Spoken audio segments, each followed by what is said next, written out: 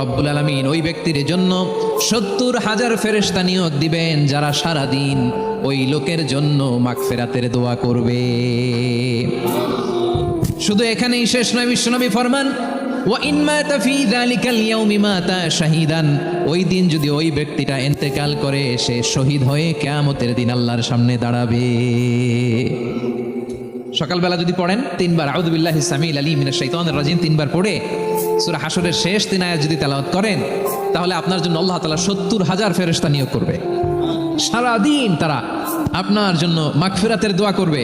আর ওই দিন ইন্তেকাল করলে আল্লাহ তাআলা শহীদ হিসেবে আপনাকে কিয়ামতের দিন দাঁড় করাবে। সুবহানাল্লাহ, এত আস্তে।